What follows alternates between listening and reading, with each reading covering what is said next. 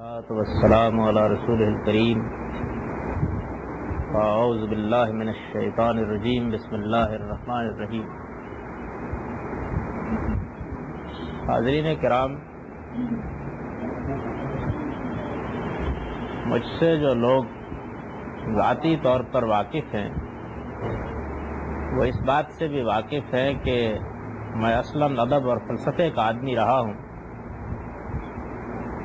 میرے دور میں اگرچہ بہت سے ایسے مراحل آئے ہیں کہ جن میں بہت سی چیزوں سے دلچسپی پیدا ہوئی،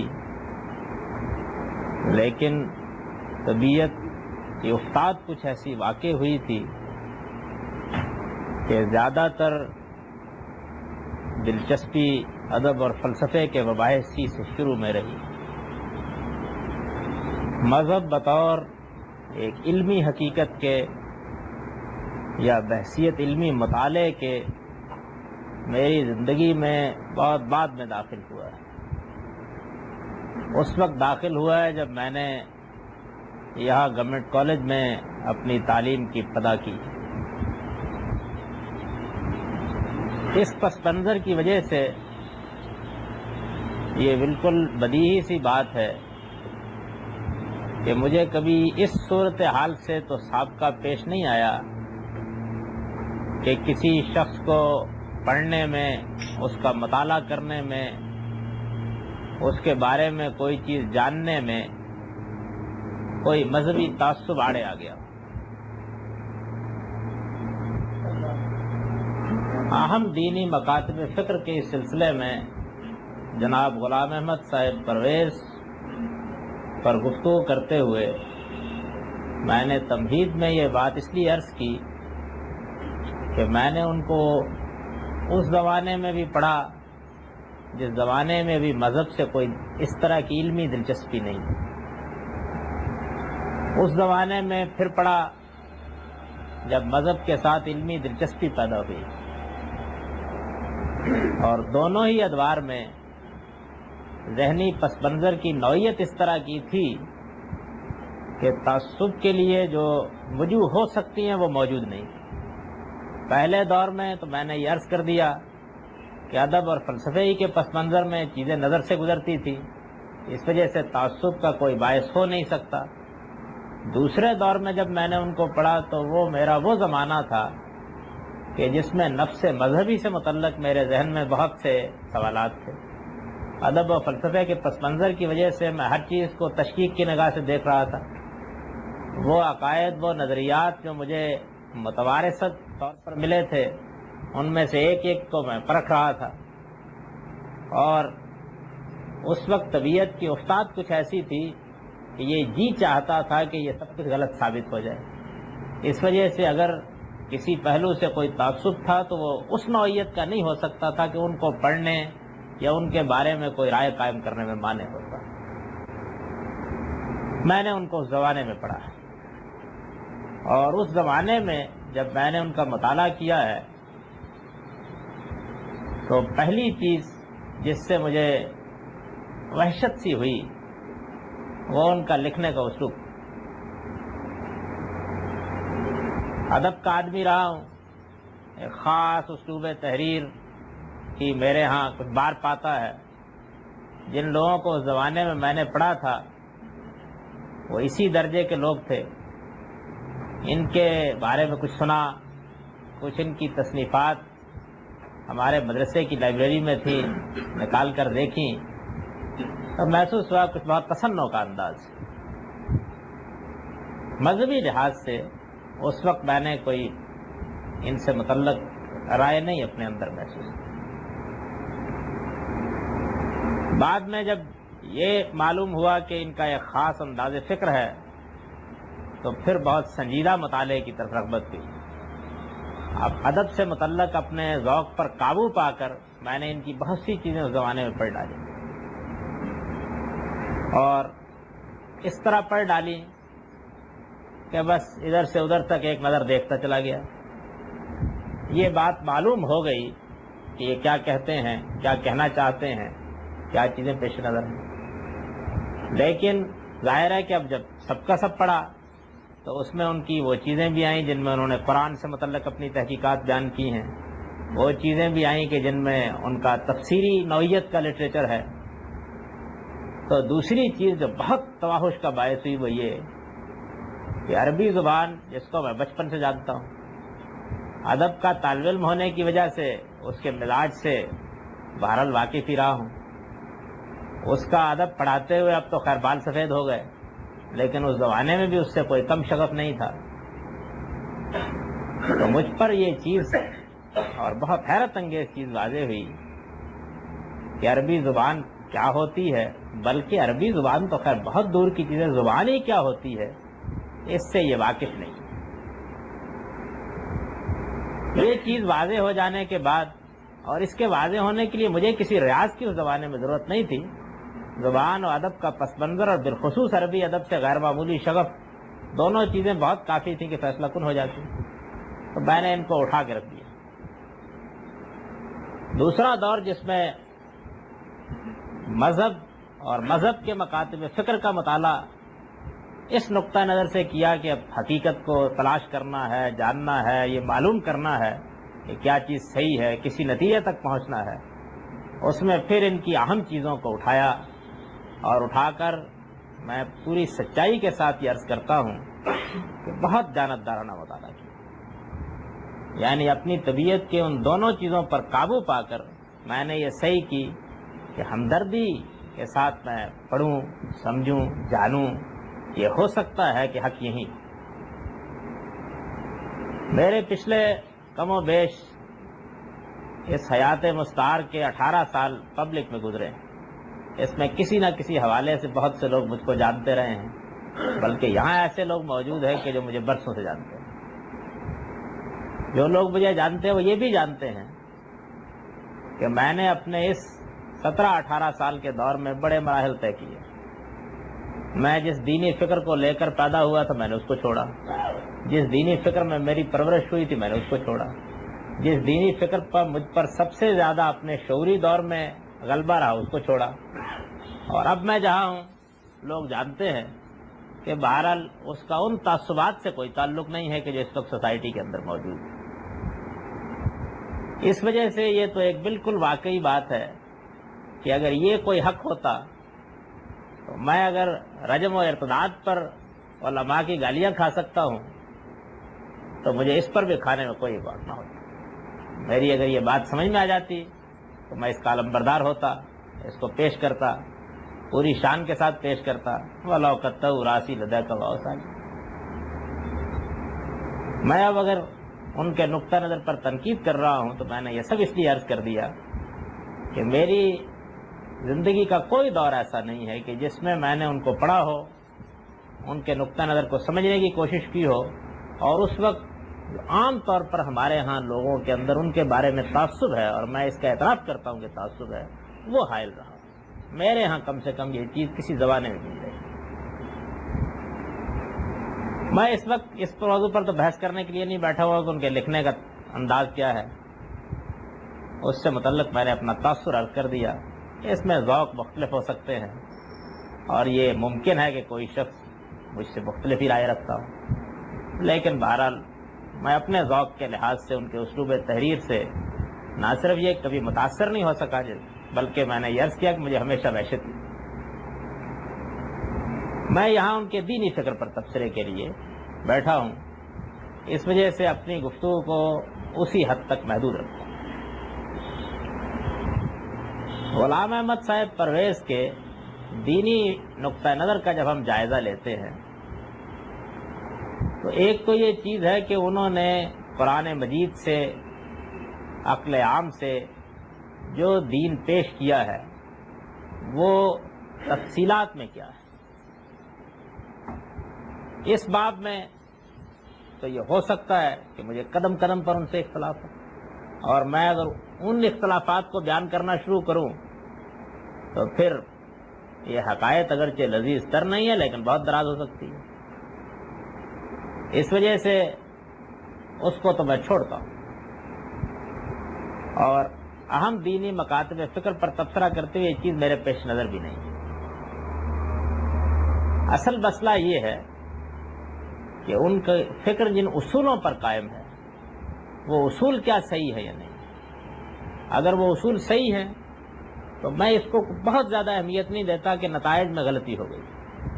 نتائج کا جہاں تک تعلق ہے، میں اس زمین پر جس شخص کو دین کے معاملے میں بہت بڑی اتھارٹی مانتا ہوں اس کے بھی نتائج فکر سے مجھ کو بہت اختلافات، اور وہ اختلافات اب تو چھپے ہوئے نہیں ہیں، چھپے ہوئے موجود ہیں. اس سے بحث نہیں. اصول میں ایک آدمی صحیح ہے، اس نے نقطہ نظر صحیح قائم کیا ہے، وہ اپنے اصول کا اطلاق کرتا ہے تو وہ پیغمبر نہیں ہوتا. اس سے غلطی ہوتی ہے اور وہ ایک نہیں، دو نہیں، 10-20 بھی ہو سکتی ہے. یہ وہ چیز ہے کہ جو ہر صاحب علم کے ہاں پائی جاتی ہے. اس سے اگر کوئی ہستی مستثنا ہو سکتی ہے تو صرف اللہ کے پیغمبری کی ہستی مستثنا ہو. اس وجہ سے میں اس میں بحث میں نہیں پڑھ رہا. میں ان اصولی باتوں کا ذکر کروں گا کہ جو پرویز صاحب فکر کی اساس ہیں اور جن کی وجہ سے میں بہت ادب اور بہت معذرت کے ساتھ عرض کر رہا ہوں کہ ان کے فکر کو نہ صرف یہ کہ غلط سمجھتا ہوں بلکہ اس امت میں ایک ضلالت سمجھتا ہوں. اور میرے نزدیک اس زمانے میں ان کو اس ضلالت کی پیشوائی کا شرف حاصل ہے. یہ خیال نہ کیجیے گا کہ یہ میں نے کوئی سخت بات کر دی، یعنی یہ بالکل صحیح طریقے پر وہ تاثر ہے جو میں نے علمی طور پر قائم کیا. ان کے فکر کی اساس ہی غلط ہے، اور جب اساس ہی غلط ہے تو پھر نتائج کے معاملے میں کیا کہا جا سکتا ہے؟ تاثریا میر اود دیوار کج. بنیاد صحیح نہیں ہے تو جہاں تک بھی دیوار اٹھائیے وہ ٹیڑھی اٹھے گی. وہ کیا چیز ہے کہ جو اصولی لحاظ سے صحیح نہیں. جناب غلام احمد صاحب پرویز کا اصل امتیاز یہ رہا کہ انہوں نے بہت زور کے ساتھ یہ بات پیش کی کہ میں قرآن مجید کا طالب علم. ان کے ماننے والوں نے بھی ان کو قرآن مجید کے ایک جلیل القدر مفکر کی حیثیت سے پیش کیا. قرآن کو انہوں نے اپنی امتیازی چیز قرار دیا. وہ اس بات پر اصرار کرتے رہے کہ میں قرآن ہی سے جو کچھ لیتا ہوں اور قرآن ہی کی بنیاد پر جو کچھ کہتا ہوں. قرآن ہی میرے ہاں محور ہے، اس وجہ سے میری ہر چیز پر اسی کی روشنی. چنانچہ یہ مسئلہ تو پہلے ہی مرحلے میں طے ہو جاتا ہے کہ ان پر بحث کرتے ہوئے ہمارے پاس اللہ کی کتاب موجود ہے جس سے ان کا فکر سارا کا سارا نکلا ہے، اور ان کا مدار بھی اسی پر ہے، اور وہ اسی کی بنیاد پر کہتے ہیں کہ میں نے دین کو سمجھا ہے. تو اس میں یہ چیز خود بخود واضح ہو جاتی ہے کہ قرآن مجید کے فہم کے لیے یا قرآن مجید تک رسائی کے لیے جو اصول انہوں نے قائم کیے ہیں وہ اصول کیا صحیح ہیں. یوں سمجھ لیجئے کہ قرآن مجید پر تدبر کے اصول ہی میں اگر تو صحت ہے تو نتائج پر گفتگو ہو سکتی ہے، اور ان میں سے کوئی چیز مانی بھی جا سکتی ہے، کوئی رد بھی کی جا سکتی ہے. اسی میں صحت نہیں ہے اور اس میں ایسی غلطی ہے کہ جس غلطی کو بنیادی غلطی کہنا چاہیے، ایسی غلطی ہے کہ جس غلطی کے بعد پھر کسی چیز کے صحیح ہونے کا امکان ہی بس ایک حادثہ ہو جاتا ہے. تو پھر ظاہر بات ہے کہ جو تبصرہ میں نے کیا ہے میرا خیال یہ ہے کہ اس سے اختلاف کی گنجائش نہ ہوگی، اور اگر اختلاف کی گنجائش ہو بھی تو کم سے کم میں جن دلائل کی بنیاد پر وہ رائے رکھتا ہوں مجھے لوگ یہ حق دیں گے کہ میں وہ رائے رکھوں. وہ اصول جس پر وہ قرآن مجید کو سمجھتے ہیں اس میں سب سے اہم چیز، سب سے بنیادی چیز زبان کے بارے میں ان کا تصور ہے. یہ بات تو بالکل واضح ہے کہ قرآن مجید زبان کے لبادے میں، یعنی ایسا تو نہیں ہے کہ اللہ تعالیٰ نے مفہوم ہر میں سیر شخص پر القاء کر دیا ہے. پیغمبر پر بھی وہ باللفظ نازل ہوا ہے اور ہمیں بھی باللفظ ملا ہے. اب اس کی ہدایت کے غوامض اور اسرار جو بھی ہوں، بہرحال ان کا دروازہ زبانی. یعنی اس شہرستان معانی میں داخل ہونے کی کوئی راہ اس کے سوا نہیں کہ زبانی سے اندر داخل ہوا ہے۔ زبان کے اصول، زبان کے قواعد، زبان جو کچھ بھی ہے وہ ایک حاکم کی حیثیت سے موجود رہے گی۔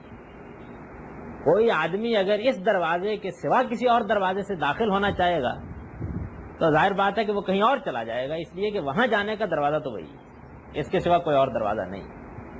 اس وجہ سے ہم اپنے ہاں بھی جب یہ بات کہتے ہیں لوگوں کو اجنبی لگتی ہے کہ عربیت کا بڑا اعلیٰ ذوق ہونا چاہیے، قرآن مجید کے فہم کے لیے آدمی کو اس زبان کو بہت اچھی طرح جاننا چاہیے، لیکن اگر کوئی شخص اس حقیقت کو جان لے کہ جب قرآن میں جو کچھ ہے اس تک جانے کی کوئی رائے اس کے سوا نہیں ہے تو پھر اس راہ کو کھولے بغیر تو اندر نہیں جایا جا سکتا۔ اس راہ کے لیے انہوں نے کیا طریقہ اختیار کیا، اس کو جاننے سے پہلے چند اصولی باتیں زبان سے متعلق جان لی۔ دنیا میں زبان اللہ کا بہت بڑا عطیہ ہے، اس میں ایک قدر مشترک ہے کہ انسان سب کے سب نطق اور ادراک کی صلاحیت لے کے پیدا ہوئے ہیں۔ ہم بھی ایک زبان بولتے ہیں، عرب بھی ایک زبان بولتے ہیں، برطانیہ میں رہنے والے بھی ایک زبان بولتے ہیں، المانیہ میں رہنے والے بھی ایک زبان بولتے ہیں۔ ان سب زبانوں میں الفاظ، محاورے، اسالیب مختلف ہوتے ہیں، لیکن زبان کی کچھ اقدار مشترکہ ہیں جو ہر جگہ موجود ہوتی ہیں، جن زبانوں کو ہم جانتے ہیں ہمیں بھی موجود ہوتی ہیں۔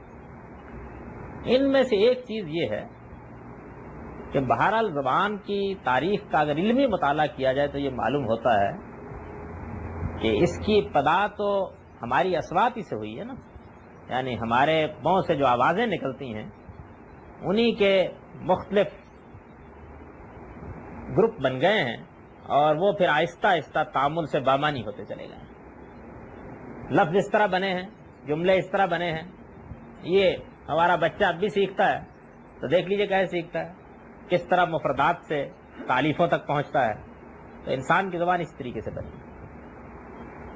اب ظاہر ہے کہ اس میں یہ چیز پیدا ہو گئی ہے کہ جو لفظ بھی ہم بولتے ہیں اس کی ایک حقیقت ہوتی ہے، یعنی اس کی اگر آپ تاریخ کا تتبع کریں، اس کے پیچھے پیچھے چلیں اور یہ جانیں کہ یہ کہاں سے بنا ہے تو پہنچ جاتا آدمی، یعنی کبھی پہنچ جاتا ہے کبھی نہیں پہنچتا، لیکن بہرحال بہت سی زبانوں میں پہنچ جاتا ہے۔ یہ کسی لفظ کی حقیقت تک پہنچنا، وہ کہاں سے نکلا، کہاں سے بنا، اس کی ابتدائی صوت کیا تھی، اس وقت وہ کس معنی میں تھا، مختلف ادوار میں وہ کن مراحل سے گزرا، یہ وہ چیز ہے کہ جو دنیا کی ہر زبانی میں ہوتی ہے۔ عربی زبان کا معاملہ یہ ہے کہ وہ چونکہ دوسری زبانوں کے اختلاط سے نہیں بنی، اس لیے اس میں یہ تحقیق اور بھی آسان ہو جاتی، اور عربی زبان سے واقف ہر شخص جانتا ہے کہ اس میں ہم بہت آسانی کے ساتھ یہ بتا دیتے ہیں کہ یہ ایک مادہ ہے جس سے مختلف الفاظ مختلف مراحل میں بنتے چلے گئے۔ ہماری اپنی زبان میں بھی یہ ہوتا ہے۔ ہماری زبان میں کیا ہوگا، ہم جو لفظ بول رہے ہیں وہ لفظ کسی دوسری زبان سے آیا ہوگا، مثلا وہ ہندی سے آیا ہوگا، وہ فارسی سے آیا ہوگا، وہ عربی سے آیا ہوگا، وہاں وہ ظاہر ہے کہ کسی طریقے سے بنا ہوگا، اس کے بننے کی وہ تاریخ وہاں بھی موجود ہوگی، اس کی ہم تحقیق کرتے کرتے اس کی بالکل انتہا تک بھی اگر ممکن ہوتا تو پہنچ جاتے ہیں اور یہ بتا دیتے ہیں کہ یہ لفظ مختلف ادوار میں ان مراحل سے گزر کر یہاں تک پہنچا ہے۔ یہ لسانیات کا بڑا دلچسپ موضوع ہے، یعنی اس میں یہ بات جانی جاتی ہے کہ لفظ کی تاریخ کیا ہے۔ اس پر عربی زبان میں بھی بہت سی چیزیں لکھی گئی ہیں، ہماری اردو میں بھی ہیں۔ اس کا فائدہ کیا ہوتا ہے؟ اس کا فائدہ یہ ہوتا ہے کہ آدمی یہ جان لیتا ہے کہ ہم جس لفظ کو آج بول رہے ہیں یہ لفظ اپنا کیا پس منظر رکھتا ہے، اس میں یہ معنی کیسے پیدا ہوئے ہیں یہ جان لیتا ہے۔ لیکن اس ساری بحث کا تعلق علم لسانیات سے ہے۔ اس بحث کا زبان کے فہم، کسی کلام پر تدبر سے کوئی تعلق نہیں۔ کسی کلام کا متکلم جب اپنا مدعا بیان کرتا ہے تو اس میں یہ چیز کوئی اہمیت نہیں رکھتی کہ جو لفظ اس نے استعمال کیا اس لفظ کی تعریف کیا ہے، اس میں یہ چیز اہمیت رکھتی ہے کہ اس نے یہ لفظ جب استعمال کیا اس وقت یہ کس معنی میں بولا جاتا تھا، جو محاورہ استعمال کیا اس زمانے میں اس کا کیا مفہوم تھا، یہ چیز اہمیت ہے۔ یہ چیز بالکل بدیہی ہے۔ میں چند بہت عام فہم مثالیں دے دیتا ہوں تو بات سمجھ میں آ جائے گی۔ ہم اردو زبان میں عام بولتے ہیں شوربہ، اس زمانے میں اس زمانے میں یہ لفظ بولا جاتا رہا ہے۔ میں آج اگر یہ کہوں یہاں پر کہ میں نے شوربے کے ساتھ روٹی کھائی ہے، تو اس کا ایک مفہوم ہے جو اس زمانے میں جب میں یہ لفظ بول رہا ہوں، جب یہ فقرہ میری زبان سے نکل رہا ہے، متعارف ہے۔ میرا مخاطب فوراً وہ مفہوم سمجھ لیتا ہے، اور اس مفہوم کو سمجھ لینے کے بعد وہ میرے مدعا کو پا لیتا ہے۔ اس میں کوئی اس کو دقت نہیں ہوتی، یعنی وہ میں نے شوربے سے روٹی کھائی ہے میں نہ میں کی تعریف پر غور کرتا ہے، نہ نے کی تعریف کو کریدتا ہے، نہ روٹی کے بارے میں یہ بحث کرتا ہے کہ یہ کہاں سے لفظ بن کے آ گیا ہے، نہ کھائی ہے کی تاریخ سے اس کو کوئی دلچسپی ہوتی ہے۔ وہ اگر اردو زبان سے واقف ہے تو میں جیسے ہی یہ جملہ بولوں گا وہ اپنے متعارف علم کی بنیاد پر میرا مفہوم سمجھ لیتا، جان لیتا۔ یہ چیز ہے جو زبان میں اصل اہمیت رکھتی ہے۔ اب فرض کیجئے کہ علم و دانش کی کسی مجلس میں کوئی لسانیات کا باہر ہے، اس سے یہ سوال کیا جاتا ہے کہ یہ لفظ شوربہ بنا کیسے ہے، تو وہ مثال کے طور پر یہ کہتا ہے کہ بھائی بات یہ ہے کہ اصل میں یہ لفظ قدیم دری زبان سے ہوتا ہوا آیا ہے۔ شور نمک کو کہتے ہیں، اب بھی فارسی میں یہ لفظ اس معنی میں استعمال ہوتا ہے، اردو میں بھی استعمال ہوتا ہے۔ سمندر کو اسی وجہ سے دریائے شور کہا جاتا ہے، اور با پانی کو کہتے ہیں۔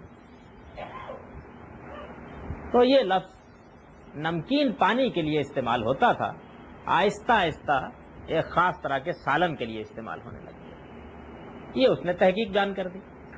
اس تحقیق سے ہمیں روشنی ملی کہ یہ لفظ کیسے بنا ہے، اس کے پس منظر کیا ہے، لیکن وہ مفہوم جو متکلم نے یہ جملہ بول کر کے میں نے شوربے سے روٹی کھائی ادا کرنا چاہا تھا، اس میں نہ اس تحقیق نے کوئی اضافہ کیا نہ اس میں کوئی کمی۔ وہ مفہوم اپنی جگہ ہے۔ اب دیکھیے کہ یہ بحث اگر لسانیات کے دائرے میں رہی تو اس میں ایک حسن بھی ہے، اس کی داد بھی دی جا سکتی ہے، اس سے لطف بھی اٹھایا جا سکتا ہے۔ لیکن یہ جملہ میں نے اپنی کتاب میں لکھ دیا کہ میں نے شوربے سے روٹی کھائی، یعنی کوئی مضمون بیان کرتے ہوئے جملہ لکھ دیا۔ میری کتاب پر 2، 4، 5، 10 صدیاں گزر گئیں۔ اب اس کے بعد ایک آدمی میری کتاب کی شرح لکھتا ہے۔ شرح لکھتے وقت اس کے لیے فطری اصول یہ ہوگا کہ وہ یہ دیکھے کہ جب یہ کتاب جاوید لکھ رہے تھے اس وقت شوربہ کس مفہوم میں استعمال ہوتا ہے۔ یہ فطری اصول ہوگا۔ وہ اگر یہ تحقیق کرے گا، اس زمانے کی زبان کی تحقیق کرے گا، جانے گا، اور اس کو یہ معلوم ہو جائے گا کہ خاص طرح کے سالن کو شوربہ کہا جاتا تھا، تو بس وہ میرا مفہوم صحیح سمجھ لے گا۔ لیکن اس کے برخلاف اگر اس نے یہ کام شروع کر دیا کہ اس نے لسانیات کی کوئی کتاب کہیں سے اٹھا لی، اور لسانیات کی کوئی کتاب اٹھانے کے بعد شوربے کی تعریف پر تحقیق شروع کر دی، اور تحقیق شروع کرنے کے بعد اس نے وہ معلومات حاصل کر لیں کہ شور اصل میں نمک کو کہتے ہیں اور با اصل میں پانی کو کہتے ہیں، اور میرے جملے کا یہ مطلب بیان کر دیا کہ میں نے نمکین پانی سے روٹی کھائی ہے، تو اصل میں اس نے نہ صرف یہ کہ علم پر ظلم کیا ہے، نہ صرف یہ کہ زبان پر ظلم کیا ہے، بلکہ مجھ پر بھی ظلم کیا۔ میں یہ بات ہرگز نہیں کہنا چاہتا، یہ میرا مدعا نہیں تھا، یہ بات میرے پیش نظر ہی نہیں تھی۔ میں نے نمکین پانی سے ہرگز روٹی نہیں کھائی، میں نے ایک خاص طرح کے سالن سے روٹی کھائی تھی۔ میں نے اپنے اس عمل کو اس فقرے میں بیان کیا تھا۔ میری بات کو اس نے سمجھنے کے لیے جو طریقہ اختیار کیا وہ طریقہ غلط ہے۔ یہ طریقہ، یہ بات نہ خیال کیجئے کہ دنیا کی طرف کسی ایک آدھ زبانی میں، ہر زبان میں اختیار کیا جا سکتا ہے۔ یہ ہمارے گھروں میں اب آلہ ہے ٹیلی ویژن۔ فرض کر لیجئے کہ میں یہ کہتا ہوں کہ میں نے ایک ٹیلی ویژن خریدا۔ اس زمانے کا ہر آدمی جانتا ہے ٹیلی ویژن کیا ہے، ایک خاص آلہ ہے، اس کو بولتے ہی اس کا ایک تصور آ جاتا ہے۔ اگر فرض کر لیجئے کہ کوئی آدمی لغت پر تحقیق کر رہا ہو تو وہ بھی یہی بیان کرے گا کہ ٹیلی ویژن ایک اس طرح کا آلہ ہے، اس میں اس طریقے سے ایک خاص اسٹیشن سے جو گفتگو بات چیت بھی کی جاتی ہے، یا کوئی ڈرامہ کیا جاتا ہے، یا کوئی اور اس طرح کی چیز ہوتی ہے، وہ نشر ہو جاتی ہے، اس میں آواز بھی آتی ہے، تصویر، اس کی تصویر کھینچ دے گا۔ اور اگر وہ چیز اس زمانے تک موجود ہوگی تو ہم کہہ دیں گے کہ وہ ٹیلی ویژن جو ہمارے گھروں میں پڑا ہوا ہے، ہر آدمی جانتا ہے۔ لیکن میں نے ٹیلی ویژن خریدا، میرے اس جملے پر کوئی آدمی لسانیات کی تحقیق شروع کر دے، اور تحقیق شروع کر کے یہ کہ دیکھیے جی ٹلی کا مطلب تو اصل میں ہوتا ہے انتقال، اور ویژن کا مطلب ہوتا ہے منظر، اس لیے جاوید احمد نے ایک انتقال منظر خریدا۔ تو یہ لسانیات کی تحقیق صحیح ہونے کے باوجود بھی غلط جگہ پر ہو گئی۔ ٹیلی ویژن کو ٹیلی ویژن کا نام کیوں دیا گیا ہے، اس کے لیے لسانیات کی تحقیق کیجیے۔ شوربا کا لفظ کیسے وجود میں آیا ہے اور اس سالن کو شوربا کیوں کہتے ہیں، اس کے لیے لسانیات کی تحقیق کیجیے۔ لیکن کسی متکلم کی بات کا مفہوم جاننے کے لیے اس تحقیق کی پرے کاہ کے برابر بھی کوئی اہمیت نہیں۔ جو آدمی اس طرح کی حرکت کرے گا اس کے بارے میں دو ہی باتیں کہی جا سکتی ہیں، یا تو یہ ہے کہ اس بیچارے کو زبان سے، ادب سے، اسالیب سے کوئی واقفیت نہیں، وہ اس معاملے میں بالکل بے علم ہے، اور یا یہ ہے کہ وہ جان بوجھ کر اپنی بات متکلم کے منہ میں ڈالنا چاہتا ہے۔ ان دونوں میں سے کوئی ایک بات لازماً کہنی پڑے گی، یعنی یا تو یہ صورت ہو سکتی ہے کہ وہ بیچارہ ایسا بے علم ہے کہ اس کو یہ معلوم ہی نہیں کہ میں نے شوربے کے ساتھ روٹی کھائی اور میں نے ٹیلی ویژن خریدا، ان جملوں کا مفہوم متعین کرنے کا طریقہ کیا، یا تو اس کو معلوم ہی نہیں بیچارے کو، کہیں سے اس کو لسانیات کی کوئی کتاب مل گئی ہے، وہ اس نے پڑھ لی ہے، کہیں سے اس کو پتہ چل گیا کہ لفظوں کی ایک تاریخ بھی ہوا کرتی ہے، اس کو اس نے کہیں سے سن لیا ہے یا جان لیا ہے، اور اس کی بنیاد پر اس نے جو کہنا تھا کہہ دیا۔ یا تو یہ صورت ہے، اور یا یہ صورت ہے کہ وہ جانتا ہے کہ ٹیلی ویژن کے معنی کیا ہوتے ہیں، اور وہ جانتا ہے کہ شوربے کا مفہوم کیا ہوتا ہے، اور اسے معلوم ہے کہ اس متکلم کے کلام کو سمجھنے کے لیے کیا طریقہ اختیار کرنا چاہیے، لیکن جو بات متکلم کے کلام سے نکل رہی ہے وہ اس کو ماننے کے لیے تیار نہیں ہے، اور جب اس کو ماننے کے لیے تیار نہیں ہے تو اس نے پھر یہ طریقہ اختیار کیا ہے کہ اپنے مخاطب کو بھول بھلیاں میں الجھا کر لسانیات کی اس طرح کی بحثیں کر کے متکلم کے مدعا کو بدل دے، یعنی یا تو وہ بے علمی میں ہے، اور یا پھر یہ ہے کہ وہ اپنے مدعا کو متکلم کے منہ میں ڈالنا چاہتا ہے۔ یہ دو ہی باتیں ہو سکتی ہیں۔ یہ تو پہلی بات جان لیجیے۔ دوسری بات زبان ہی سے متعلق یہ دیکھیے کہ دنیا کی ہر زبان میں، ہماری زبان میں بھی تشبیہ بھی ہوتی ہے، استعارہ بھی ہوتا ہے، تمثیل بھی ہوتی ہے، یعنی دنیا کی کوئی زبان بھی اس سے خالی نہیں ہے۔ مثال کے طور پر دیکھیے کہ میں یہ کہتا ہوں کہ بھائی جب سے میں نے دوپہر کا کھانا کھایا معلوم ہوتا ہے سینے میں آگ لگی ہوئی ہے۔ میرے اس جملے کو سننے کے بعد اردو زبان سے واقف کوئی عامی بھی یہ نہیں کہے گا کہ ان کے سینے میں کسی آدمی نے دو چار لکڑیاں گھسا دی ہیں اور ان کو آگ لگی ہوئی۔ ہر آدمی یہ جانتا ہے کہ یہ آگ کا لفظ یہاں مجازن بولا گیا ہے، یعنی اس سے مراد وہ آگ نہیں ہے جو چولہے میں جلتی ہے۔ لیکن اگر مثال کے طور پر میں یہ کہوں کہ آ رہا تھا میں، تو بھئی ہوا یہ کہ ہماری بیگم صاحبہ چولہا دہکا کے بیٹھ گئی، انہوں نے کہا میں تو تمہیں چائے پلا کے بھیجوں گی، ابھی تو آگ جل رہی ہے، ابھی میں تو اس پر دیگچی رکھتی ہوں، پک جائے گی، پی کے چلے جانا۔ اب ان جملوں میں جو لفظ آگ استعمال ہوا ہے، اگر کوئی آدمی کہے کہ اس سے مراد سینے کی آگ ہے تو ظاہر بات ہے کہ اس کے بارے میں پھر کیا رائے قائم کی جا سکتی ہے۔ یعنی میں یہ تو مانتا ہوں کہ آگ کا ایک مجازی مفہوم بھی ہے، آگ کا ایک حقیقی مفہوم بھی ہے، لیکن مجاز اور حقیقت اس کی اسالیب طے ہیں، یعنی ہر آدمی یہ جانتا ہوتا ہے کہ کہاں سینے کی آگ لگی ہوئی ہے اور کہاں چولہے کی آگ لگی ہوئی ہے، ہر آدمی جانتا ہوتا ہے۔ جب ہم یہ شعر پڑھتے ہیں کہ دونوں طرف ہے آگ برابر لگی ہوئی، تو ہم جانتے ہیں کہ یہ کون سی آگ ہے جو برابر دونوں طرف لگی ہوئی ہے۔ کوئی نہیں یہ کہتا کہ یہ صاحب تو غالباً کہیں اپنی موم بتی کو دونوں طرف سے جلا کے بیٹھ گئے ہیں۔ ہر آدمی جانتا ہے کہ یہاں دونوں طرف کون سی آگ برابر لگی ہوئی ہے، ہر آدمی جانتا ہے۔ لیکن اگر کوئی آدمی اس طرح کے سیاق میں آگ کا لفظ استعمال کرتا ہے کہ جس میں کوئی قرینہ ہی موجود نہیں ہے اس کو سینے کی آگ، حسد کی آگ کے معنی میں لینے کے لیے، اور پھر وہ اصرار کرتا ہے کہ وہاں وہ بات داخل کر دے، تو بھائی دو ہی باتیں ہوں گی نا پھر بھی، یا تو وہ زبان کے ان اسالیب سے جاہل محض ہے، نہیں جانتا، اور یا یہ بات ہوگی کہ وہ کوئی خاص مقصد ہے جس کے تحت سینے کی آگ کو چولہے کی آگ بنانا چاہتا ہے اور چولہے کی آگ کو سینے کی آگ بنانا چاہتا ہے۔ دو ہی باتیں ہو سکتی ہیں۔ میرے پاس ایک آدمی آتا ہے، وہ آ کر مجھ سے کہتا ہے کہ جی آپ کے وہ شاگرد انہوں نے تو کمال کر دیا، ایسے حسن و خوبی کے ساتھ بات کی اور ایسی شان اور وقار کے ساتھ بات کی کہ بس مخاطب کے چھکے چھڑا دیے۔ ہم نے کہا تم تو بھائی شیر آدمی۔ ان جملوں میں میرے کسی مخاطب کو بھی یہ شبہ نہیں ہوگا کہ اس شعر سے مراد وہ شعر ہے جس کو میرے بچے چڑیا گھر میں دیکھ کے آئے.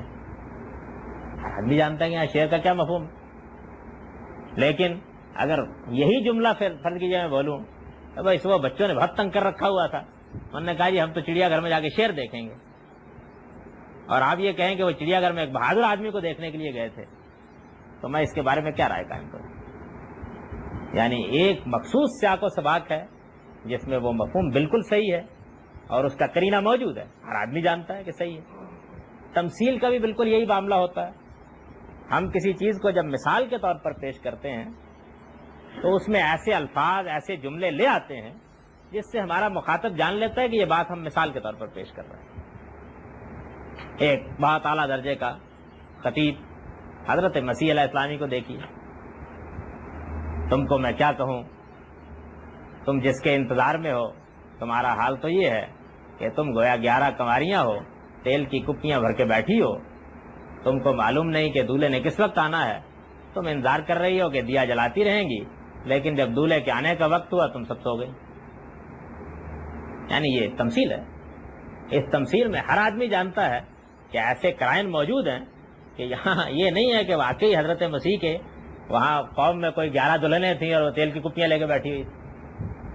اپنی قوم کو خطاب کر کے کہتے ہیں کہ تم زمین کا نمک ہو. اگر یہ نمک ہی اپنی نمکینی سے محروم ہو گیا تو پھر کیا باقی رہ جائے گا. یہ معلوم ہے کہ یہاں زمین کا نمک کس معنی میں استعمال ہوا ہے. اس سے مراد یہ نہیں ہے کہ کوہستان نمک کا نمک ہے. اس تمثیل کو سنتے ہی آدمی جان لیتا ہے کہ مدعا کیا ہے. فریسیوں اور فقیہوں کو خطاب کر کے کہتے ہیں کہ بدبختو, تم نے میرے شاگردوں پر اعتراض کیا کہ انہوں نے ہاتھ دھو کر کھانا نہیں کھایا, تم تو وہ ہو کہ مچھروں کو چھانتے ہو اور اونٹوں کو نگلتے ہو. یہ ہر شخص جانتا ہے کہ اونٹ کو نگلنے سے مراد کیا ہے. یعنی وہ اونٹ جو صحرائے عرب میں پایا جاتا ہے اس کو سموجہ نگل لینا مراد نہیں ہے. یہاں اس سے خاص مجاز کا مفہوم مراد ہے. ایک بڑی عمدہ تمثیل میں انہوں نے یہ بات بیان کیا, نہیں الفاظ اسالیب بتا رہے ہیں, اس کے لیے کوئی شرح کرنے کی ضرورت نہیں ہوتی, آدمی جان لیتا ہے. لیکن اگر کوئی آدمی یہ کہے کہ رسول اللہ صلی اللہ علیہ وسلم نے آخری حج کے موقع پر اپنی امت کی طرف سے 100 اونٹ ذبح کیے, اور کوئی آدمی یہ کہے کہ اس موقع پر انہوں نے اصل میں بہت بڑی بڑی بعض حقیقتیں ذبح کر دی تھی, اور ذبح کرنے سے مراد یہ تھا کہ انہوں نے سب حقیقتوں کو پکڑا جو عرب کی جاہلیت میں مانی جاتی تھی اور اپنے پاؤں کے نیچے رکھ دیا, تو ظاہر ہے کہ اس سیاق میں, اس سباق میں اس مفہوم کے لیے کوئی گنجائش نہیں, کسی طرح بھی نہیں بنتی. زبان کے اندر یہ چیزیں مسلمات کی حیثیت رکھتی ہیں. ہر وہ آدمی جو اردو جانتا ہے وہ یہ جانتا ہے کہ ان مواقع پر وہ کیا چیزیں ہوتی ہیں کلام میں کہ جن چیزوں کو آدمی سمجھ لیتا ہے اور وہ یہ جان لیتا ہے کہ بات کیا کہی جا رہی ہے. قرآن مجید میں بھی جو زبان استعمال ہوئی ہے اس میں یہ ساری چیزیں, یعنی اس میں جتنے الفاظ استعمال ہوئے ہیں ہم ان کے مادوں کی تحقیق بھی کر سکتے ہیں. ہم یہ بھی جان سکتے ہیں کہ وہ مختلف ادوار میں ترقی کرتے ہوئے اس مفہوم تک کیسے پہنچے ہیں. لیکن یہ بات کہ وہ تحقیق کس مقصد کے لیے کی جائے کہ یہ معلوم ہو کہ لفظ میں یہ معنی پیدا کیسے ہوئے ہیں, یہ تو لسانیات کی بڑی اعلیٰ بحث ہوئی. اور وہ تحقیق اس مقصد کے لیے کی جائے کہ لفظ کا وہ مفہوم جس میں وہ آج استعمال ہوتا ہے یا اس وقت استعمال ہوتا ہے تو اس کو تبدیل کر کے ایک نیا مفہوم اس میں داخل کر دیا جائے, تو یہ وہی چیز ہوگی. میں نے بھی بیان کیا بھائی, یہ میں لفظ بول رہا ہوں, لفظ میں نے کہا میری زبان سے ایک لفظ نکلا. لفظ کے معنی جانتے ہیں, عربی زبان کا مصدر ہے.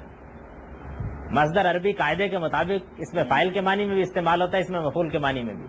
یہ ملفوظ کے معنی میں استعمال ہوتا ہے, عربی میں بھی استعمال ہوتا ہے, اردو میں بھی استعمال ہوتا ہے. وہاں بھی اس کے یہی معنی ہے, یہاں بھی اس کے یہی معنی ہے.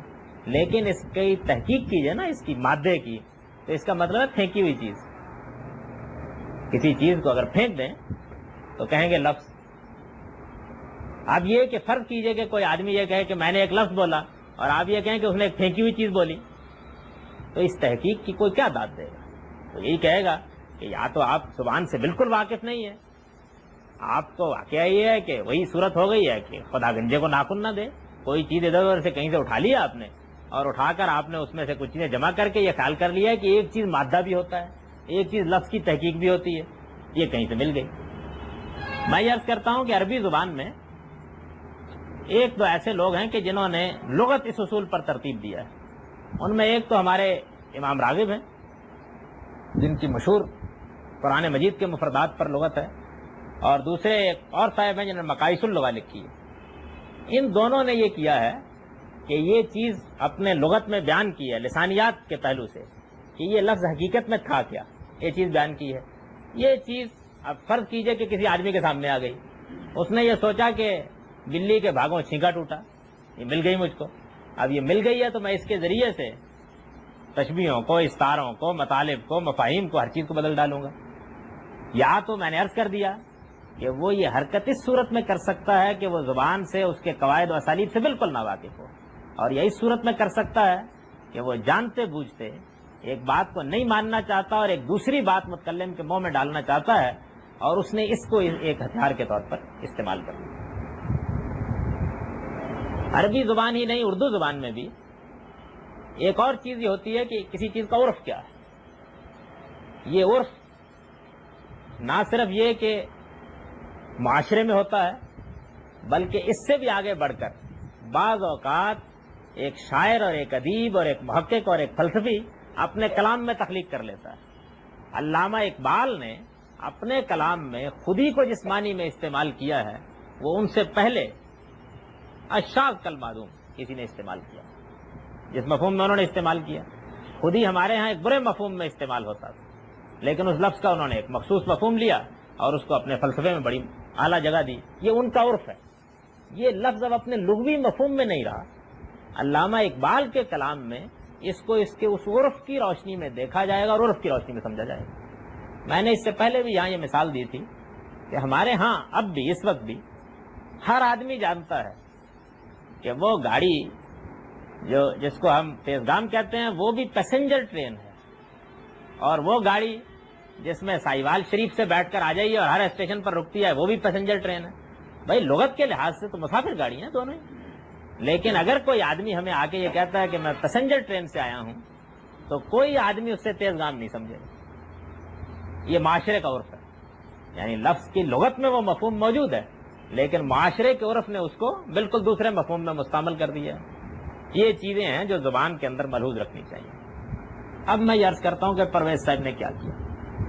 انہوں نے یہ کیا، یہ جو میں نے ابھی مثالیں دی، قرآن مجید کے عرف کو، وہ عرف جو معاشرے نے پیدا کیا، وہ عرف جو سیاق سباق نے پیدا کیا، وہ عرف جو متکلم نے پیدا کیا، ملحوظ رکھے بغیر علامہ اقبال کے کلام میں خودی کا وہ مفہوم داخل کر دیا جو لغت میں لکھا ہوا تھا۔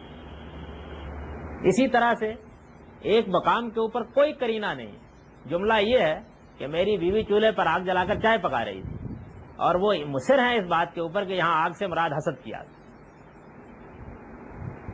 یعنی میں مثالیں عرض کر رہا ہوں، ایک چیز میں تشبیہ اور استعارے کا کوئی امکان ہی نہیں ہے سرے سے۔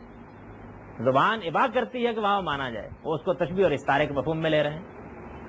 اب اس کا نتیجہ کیا نکلتا ہے؟ اس کا نتیجہ یہ نکلتا ہے کہ جو بات متکلم کہنا چاہتا ہے وہ کہیں کہیں چلی جاتی ہے۔ اس کے لیے وہ کیا طریقے استعمال کرتے ہیں؟ وہی طریقے استعمال کرتے ہیں جو میں نے ابھی بیان کر دیے۔ یعنی جہاں لفظ کے اس مفہوم کو انہیں قبول نہیں کرنا ہوتا، یا یہ کہیے کہ ان کو غلطی لگی ہوئی ہے، دونوں ہی صورتیں ہو سکتی ہیں، تو وہ یہ کریں گے کہ وہاں اس کے مادے کی تحقیق پیش فرما دیں گے۔ اس مادے کی تحقیق سے وہ ایک نیا مفہوم پیدا کریں گے اس لفظ میں۔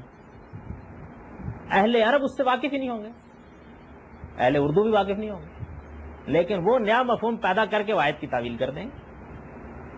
جیسے میں نے عرض کیا نا کہ وہ مادے کی تحقیق کریں گے اور میرا یہ جملہ کہ میں نے ایک ٹیلی ویژن خریدا، اس کا مطلب یہ بیان کر دیں گے کہ میں نے ایک انتقال منظر خریدا۔ عرف کو نظر انداز کر دیں گے، تمثیل وہاں پیدا کر دیں گے، یہاں تمثیل کا کوئی کرینہ ہی نہیں ہے، تشبیہ وہاں پیدا کر دیں گے، یہاں تشبیہ کا کوئی کرینہ ہی نہیں ہے۔ تو یہ واقعہ ہے کہ میں چونکہ طبیعت کے اعتبار سے کچھ اس مزاج کا آدمی ہوں کہ میں آخری درجے میں حسن ظن قائم کرتا ہوں، لیکن میں نے ان کو اس وقت بھی پڑھا تھا تو بڑی مشکل سے مجھے اپنے حسن ظن پر قائم رہنا نصیب ہوا، اور میں نے اس وقت اس لیکچر کو دینے سے پہلے ان کی چیزیں دوبارہ دیکھیں تو واقعہ ہے کہ بس میں اپنے آپ کو یہی کہہ سکتا ہوں کہ بھائی حسن ظن قائم رکھو، ورنہ اس پہلی بات کے لیے گنجائش نہیں بنتی کسی طرح بھی کہ غلطی لگی ہوئی ہے۔ صاف یہ معلوم ہوتا ہے کہ وہ بعض قرآن مجید کی صحیح باتوں کو نہیں ماننا چاہتے، اور جب نہیں ماننا چاہتے تو پھر اس کے بعد وہ یہ طریقے اختیار کر لیتے ہیں۔ یہ صاف معلوم ہوتا ہے، لیکن میں اپنے اس تاثر کے باوجود یہ کہتا ہوں کہ ہو سکتا ہے ان کو غلطی لگے، یعنی یہ صاف معلوم ہوتا ہے۔ میں بھی مثالیں پیش کروں گا تو آپ بھی جان لیں گے کہ یہ میں تاثر کس وجہ سے قائم کرتا ہوں۔ دیکھیے، یہ میرے سامنے ان کی مفہوم القرآن ہے، یہ میرے سامنے ان کی لغات القرآن ہے۔ مفہوم القرآن میں انہوں نے قرآن مجید کا مفہوم بیان کیا ہے اپنی تحقیق، اپنے علم کے مطابق، پورے قرآن پر ہے۔ اور لغات القرآن میں انہوں نے جو مفہوم بیان کیا ہے اس کا پس منظر، اس کا علمی استدلال واضح کیا ہے۔ یہ دونوں میرے سامنے ہیں۔ ان دونوں میں سے میں بہت سی مثالیں تو اس لیے پیش نہیں کر سکتا کہ وقت محدود ہے، لیکن میں اپنے مدعا کو چند مثالیں پیش کے وعدے کر دیتا ہوں، اس سے اندازہ ہو جائے گا کہ ان کا اس معاملے میں کیا رویہ رہا ہے، کیا نقطہ نظر رہا ہے۔ مفہوم القرآن میں جناب غلام احمد صاحب پرویز نے سورہ نمل میں ان مقامات کی شرح فرمائی ہے جن مقامات میں حضرت سلیمان اور حضرت داؤد کے واقعات زیر بحث ہیں۔ یہ خیال نہ کیجیے گا کہ یہ جو میں 2-3 مثالیں پیش کر رہا ہوں اس نقطہ نظر کی نمائندہ مثالیں یہی ہیں۔ یہ میں نے تفہیم مدعا کے لیے یہ محسوس کیا کہ آسان ہے سمجھانی، پیش کر رہا ہوں، ورنہ یہ تینوں کی تینوں جلدیں اگر شروع سے پڑھنی شروع کر دی جائیں تو ان میں سے ہر صفحہ اس کی مثال ہے جو کچھ انہوں نے قرآن مجید کے ساتھ کیا۔ یہ دیکھیے کہ حضرت سلیمان علیہ السلام کا لشکر اپنے ہاں سے نکلا ہے، قرآن مجید اس کو بیان کر رہا ہے۔ اب اس لشکر کا ذکر قرآن نے کیا کہ وہ حشر سلیمان جنودہ من الجن والانس والطیر فہم یوزعون، یعنی حضرت سلیمان کے لیے ان کا سارا لشکر اکٹھا کیا گیا، اس میں جن بھی تھے، اس میں انسان بھی تھے، اس میں پرندے بھی تھے۔ اب اس میں لفظ جن عربی زبان کا معروف لفظ ہے، میں کہتا ہوں اردو زبان کا بھی معروف لفظ ہے۔ اسی طریقے سے لفظ انس عربی کا بھی معروف لفظ ہے، اردو میں بھی استعمال ہوتا ہے، انس و جان۔ اور طیر ہماری اردو میں بھی استعمال ہوتا ہے، عربی میں استعمال ہوتا ہے، یہ لفظ استعمال ہوتے ہیں۔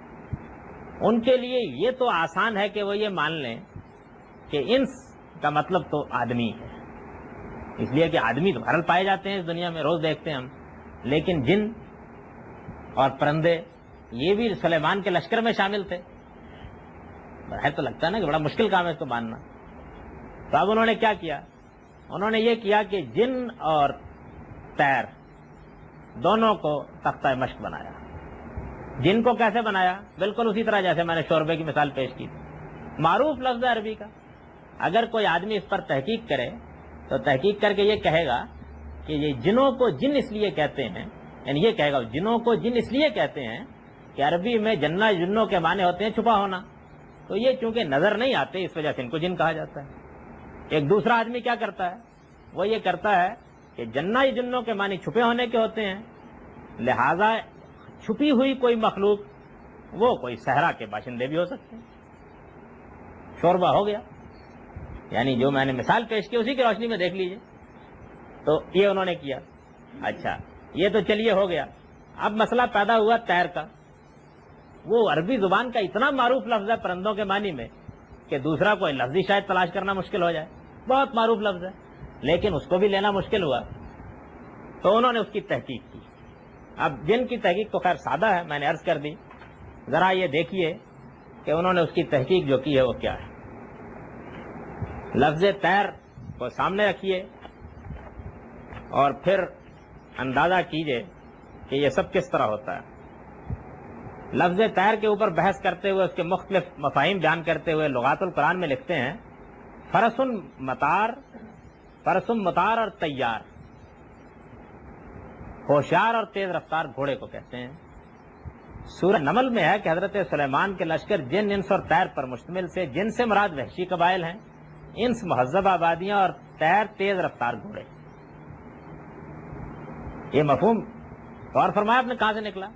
پوری عربی زبان میں، اس کے تمام لغتوں میں، اس کے تمام استعمالات میں ایک مثال بھی پیش نہیں کی جا سکتی کہ طیر گھوڑے کے لیے استعمال ہوتا ہو۔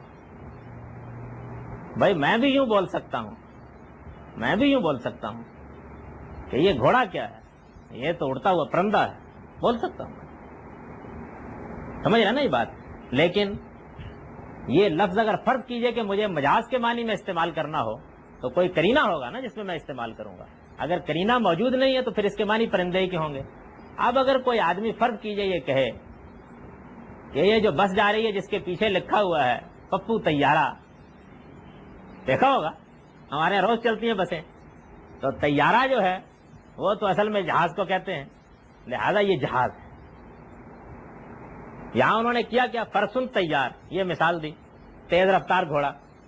جب فرس کا لفظ ساتھ بولا جائے گا، جب طیار بولا جائے گا تو یہ معنی اس میں پیدا ہو جائیں گے، یہ معنی مجازن پیدا ہوتے ہیں. ہم نے اسی مجازی مفہوم میں جہاز کو طیارہ کہنا شروع کیا ہوا اپنی زبان میں، لیکن جب لفظ طیر ان سارے کرینوں سے بالاتر ہو کے آئے گا تو اس کے معنی گھوڑے کے کیسے ہو جائیں گے؟ وہ تو پرندہ ہی رہے گا، کوئی امکان نہیں اس بات کا. تو انہوں نے یہ لے لیا، اس کو سامنے رکھیے اور اس کے بعد ذرا آگے دیکھیے.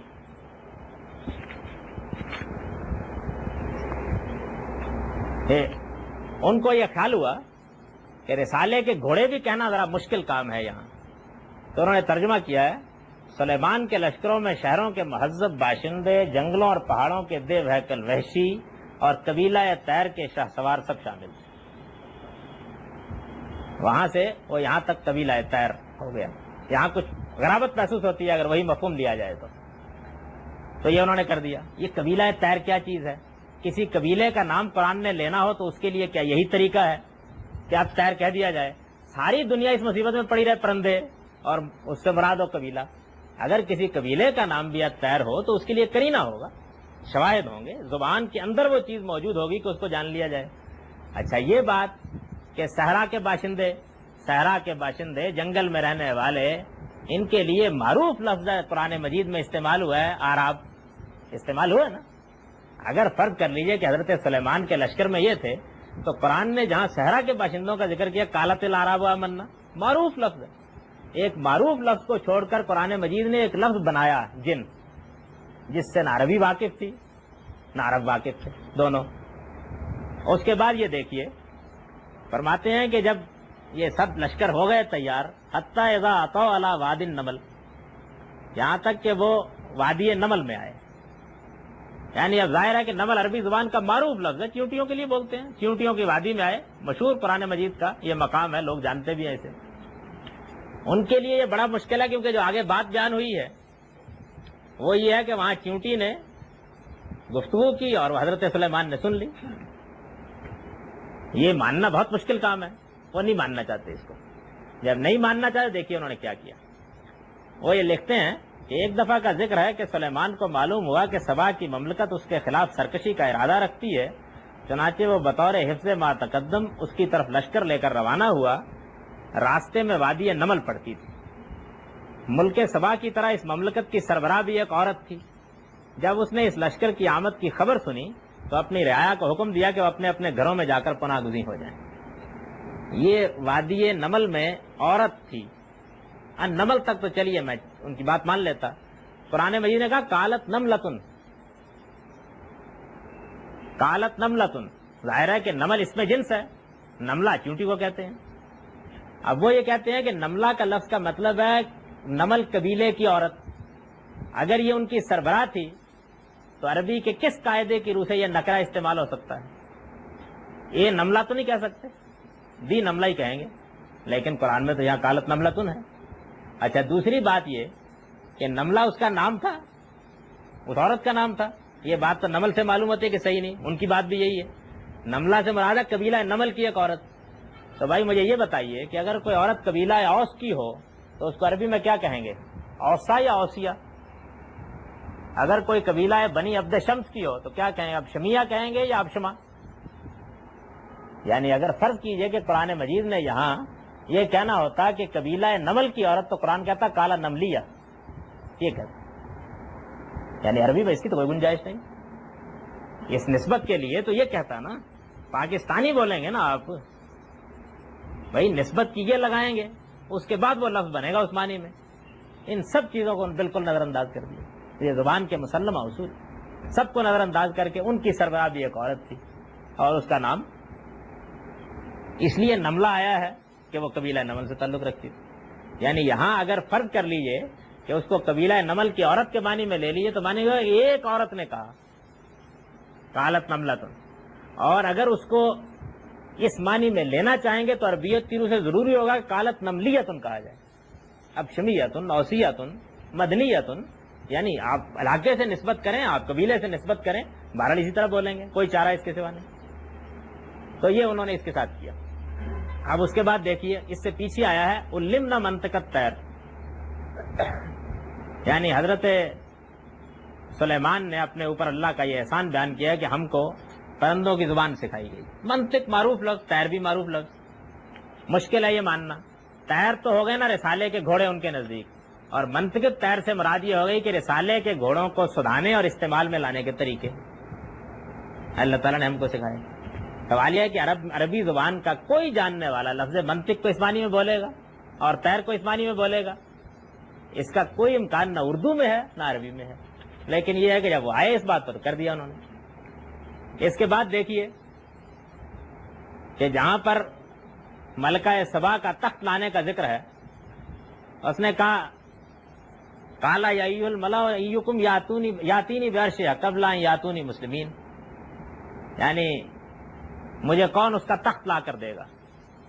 تخت لا کر دے گا سادہ ترجمہ ہے، اس کے سوا لفظوں کا مفہوم وہ بھی کوئی اور نہیں کر سکتے. میں نے یہ کہا کہ سلیمان نے ملکہ سے کہا کہ مجھے کون اس کا تخت لا کر دے گا. وہ کہتے ہیں کہ اصل میں سلیمان نے یہ کہا تھا کہ مجھے اس کے پایا تخت کو فتح کر کے کون دے گا.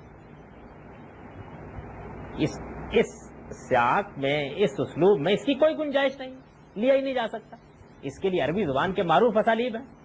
اس کو تو پڑھنے کے بعد، اردو میں بھی اس جملے کو پڑھنے کے بعد وہی مفہوم سمجھا جائے گا جو ہر عاقل آدمی سمجھتا ہے.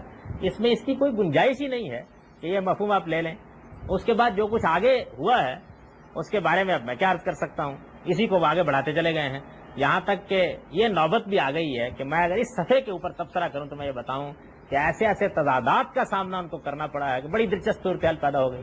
انہوں نے کہا کہ فتح کر کے اس کو لائیے.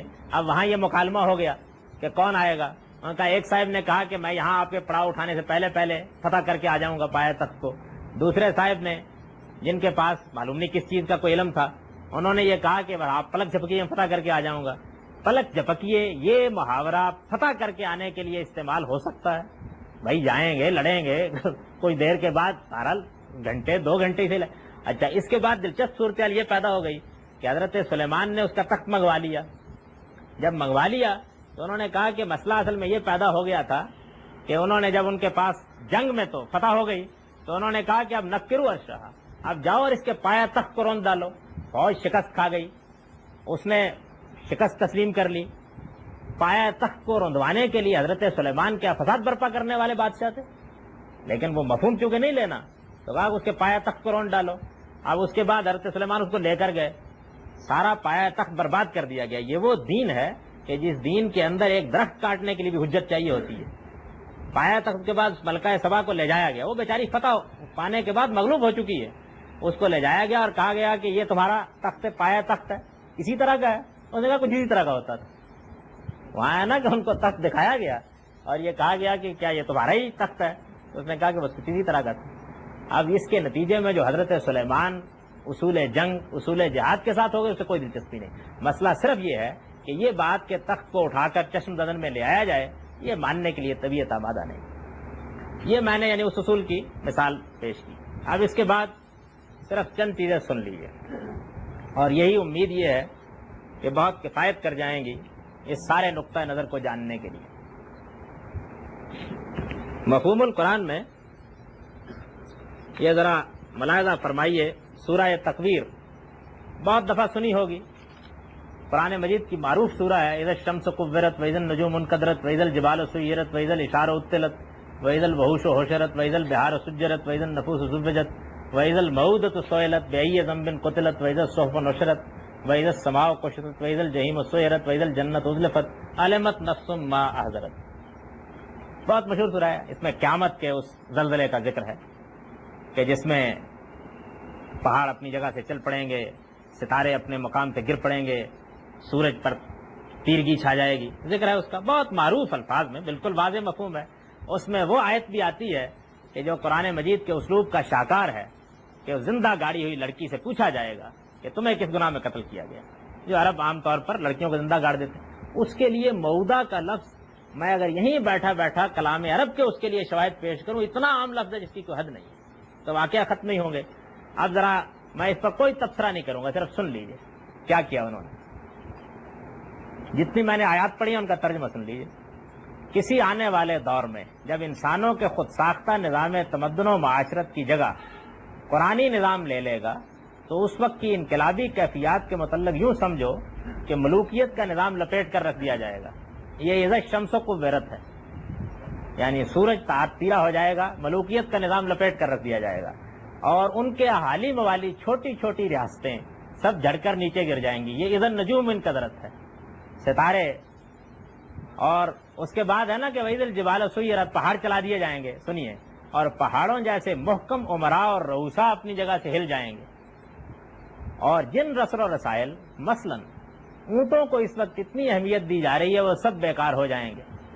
اذا الاشارہ اطلت، اور سنیے، اور وحشی اور نامانوس قومیں بھی اجتماعی زندگی کی طرف آتی ہوں گی، وہ ہے نا کہ اذا الوحوش حشرت، سب جانور جمع ہو جائیں گے قیامت کے اس زلزلے میں۔ اچھا، وَإِذَا الْبِحَارُ سُجِّرَتْ، اور سمندروں میں آب و رفت کا سلسلہ اتنا وسیع ہو جائے گا کہ ہر وقت بھرے بھرے دکھائی دیں گے، اور ان کے کناروں کی بستیاں بھی بڑی آباد ہو جائیں گی، یعنی منوڑا بھی آباد ہو جائے گا، کراچی بھی آباد ہو جائے گا، کوالالمپور بھی آباد ہو جائے گا۔ آگے سنیے، اور جب اطراف و اکناف عالم کی آبادیاں ایک دوسرے کے ساتھ ملتی جائیں گی۔ اب جناب اس آیت کو ذرا دل تھام کے سنیے، اذا الموءودۃ سئلت بأی ذنب قتلت، اور جب ان لڑکیوں کے متعلق جنہیں معاشرہ زندہ درگور کر دیتا ہے اور ان بیچاریوں کا پرسان حال کوئی نہیں ہوتا، پوچھا جائے گا کہ انہیں بلاخر کس جرم کی پاداش میں ذبح کیا جاتا رہا ہے، یعنی جب عورتوں کو ان کے حقوق دلائے جائیں گے۔